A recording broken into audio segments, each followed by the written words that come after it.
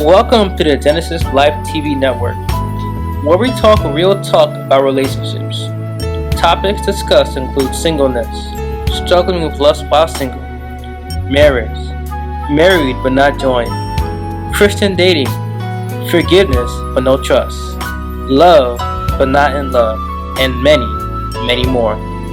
Now be blessed as you listen to the dynamic, multi-gifted, multi-talented Bishop S.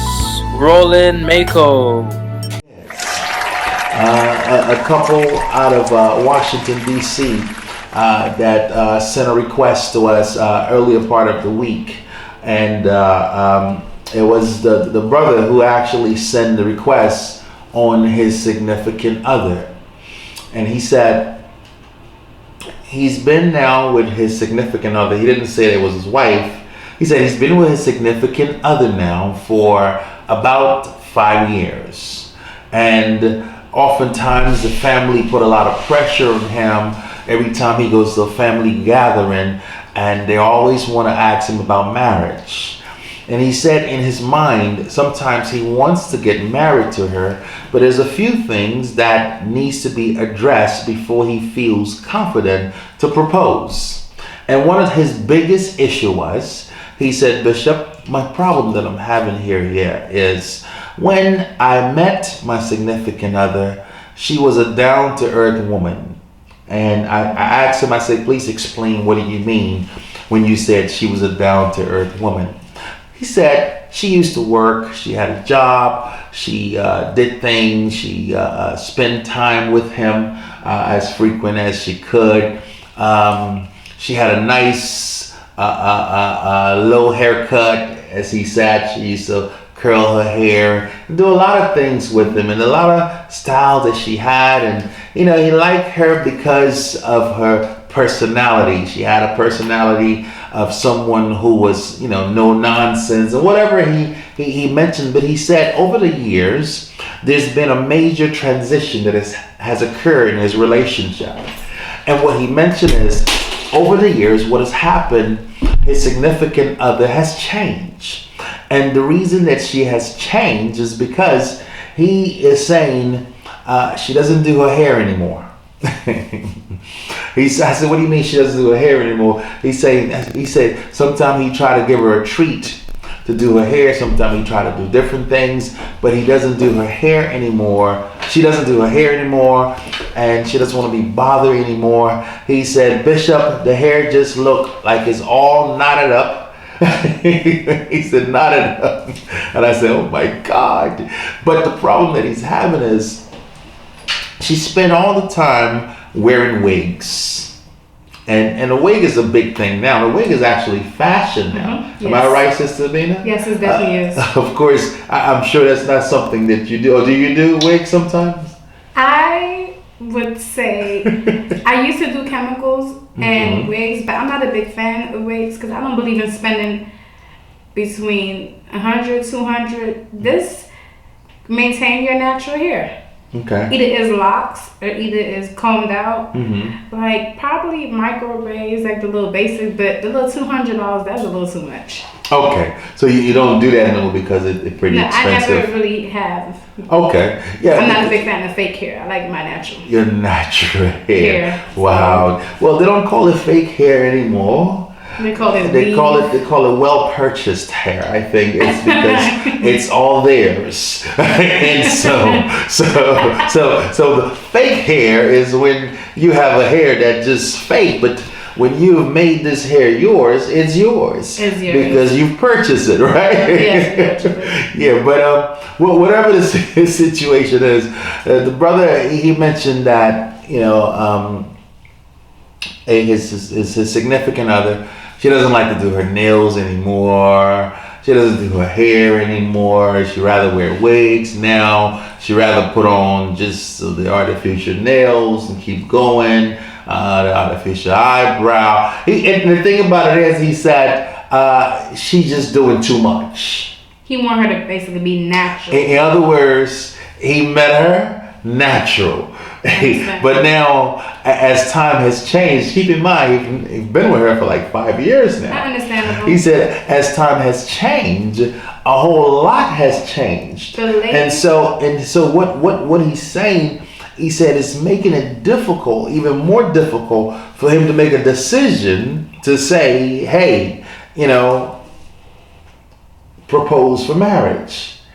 So it's becoming difficult for him to do that. He said everything now in their relationship, it's no longer real. And he said now she's talking about doing some surgery to cut out some stuff from her body and all kind of things, and he spent times in the gym. He works out. He tried to get her in the gym with him. She doesn't want to do it. So these are the different problems that he's been going through. And so, of course, I had to pray with the brother for a minute and then go through a process of discussion and converse with him and his significant other in that process. And so he called in and he said he believes strongly that his significant other is battling with severe insecurity. She feels that maybe she's going to lose him if she doesn't up her game with what she needs to do. So he said, but he's saying she looks prettier to go out than she looks to go to bed. So all of her beauty is for going outside. So he said he's getting to the place right now where he is becoming insecure now, because he's thinking that maybe there's someone out there, because she spent all her time trying to beautify herself for outdoors, and when she goes to bed, it doesn't matter. It is what it is, whatever. And there's no beautification happening when she goes to bed. So they run into issues where he's getting turned off and different things are happening. And so he was dealing with some severe chronic insecurity. And oftentimes what happens, and because he mentioned they do have a 5-year-old now. So I guess after the 5-year-old, I'm assuming there was some baby fat there and some other things there. And now she's saving money for surgery instead of trying to work out or whatever it is. Naturally. Yeah, and so he's really truly concerned, because first of all, he doesn't like the fact that all of the wigs, and you put more attention to the wigs and no attention to your hair. You put more attention to buying nails, not attention to doing the nails. And apparently he's a guy that he's attractive to the authenticity of an individual. That's probably what attracted him to her. It's almost like you, Sister Albina. Like you now, if you were to meet a young man who was attracted to your eclectic look, and he wanted to and he appreciated it, and he was able to honor the look. And after 2 years in the relationship, you decide that you need to be one of the Beyonce diva. And you change, you do a complete transition, and now he's wondering what direction are you going. Do you feel that might cause some bring a hindrance to the relationship if that were to happen? It's the opposite. Yes. The reason I say it's the opposite, because most men like fake. They don't like the real natural beauty. It's the opposite, because most men don't like the natural beauty. Most men, they're going for the fake plastic, fake. They don't appreciate the real stuff. You might find a few men that might really appreciate your inner beauty and your outside. Not too many men, because basically you're going for like the fake. It's fake. You're not going for like the real one. I'm sorry. Wow, that is a heavy statement right there. That most men, I don't know what the media director thinks about that statement. She said that most men are gravitated to the artificial than the natural. So you're saying if a woman will walk around with her natural hair that God give her at the time of birth, you're saying she stand a difficult chance being attracted to a man than if she put the wig on. Is this what you're saying? Yes, because most men like the fake nails, fake hair. They don't really appreciate the natural beauty. That's one thing I noticed about this new generation. Pretty much, I'm like noticing that if your hair is nappy and looking on, that she ain't cute. But let a female put on a weave and do her little fake nails, or whatever. Oh yeah, she's cute. She's the prettiest thing walking. You guys don't learn how to appreciate your inner beauty. I mean, there's nothing wrong with wearing weaves, but learn to appreciate your natural raw self. Oh my God! Learn how to appreciate that. Well, I guess you try to say just be you. Yes. And be natural. And if wearing the weave is your lane, then stay in your lane and you do it well. If the authenticity, the original, the natural look, because keep in mind, everybody can't do the natural because they just chose not to. The natural comes from within. You have to somehow believe in your natural beauty. Yeah, you do. And you have to know that you are it and some in order to go natural. And it's a whole transitional process. You know, you'll find that some sisters would say, oh man, I'm not going to be just running around there being happily nappy and that's all it is, whatever the situation is. At the end of the day, you have to learn that when you were born with the natural nappy hair, straight, blonde, blue, dark skin, brown skin, whatever. You were born that way. So you have to learn to like your natural. If you don't like your natural self, then you just need to pray. To learn to like yourself, your individual. You just gotta pray to learn how to like yourself. Yeah. Before you put on the fake weave and the fake hair is cute, but learn to love your natural self within, inside and outside. Yeah, and I think that's part of what the show is about. I mean, the theme here tonight is how can insecurity affect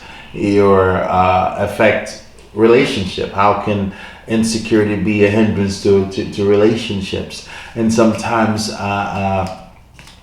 when you don't love yourself, sometimes you develop an inferiority complex about yourself. And sometimes you don't love yourself, but you're looking for others to love you. Yes. And no one is going to really love you better than yourself. And so if you don't love yourself, you can't expect someone to love you more than you love yourself. Wow, I don't know if I said that right, but I hope it came out correctly. You did. So let me say it again.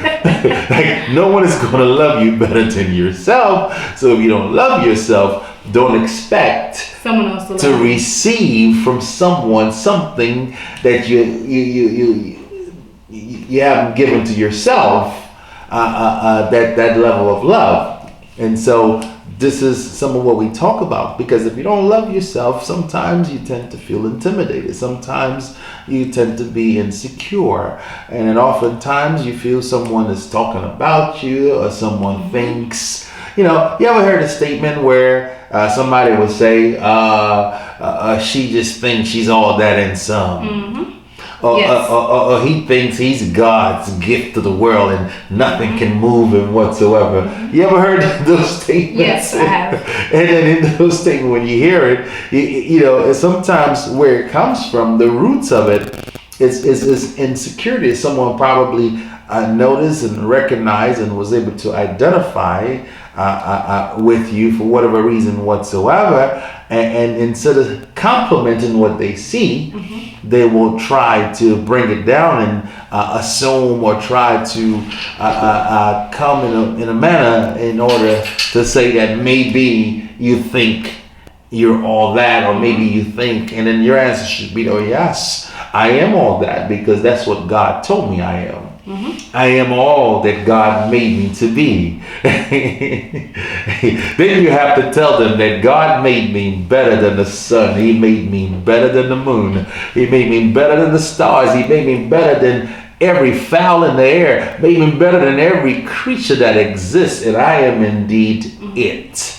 And then you have to rub it in a little bit, right? Yes. so you must be able to love yourself. But I tell you to love God, and you will begin to see God in you. And once you have the love for God, then you begin to understand that God is your refuge, God is your strength, God is your fortress, and He is your protector and your guide. And in Him, all things are possible. Sure. All right, and so this is what we're looking at. But if there's any callers out there, anyone want to text or tweet, I hope the media director did everything right tonight. we look like we have a slow night tonight, whatever it is.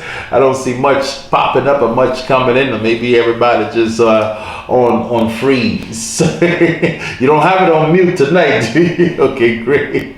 Well, excellent.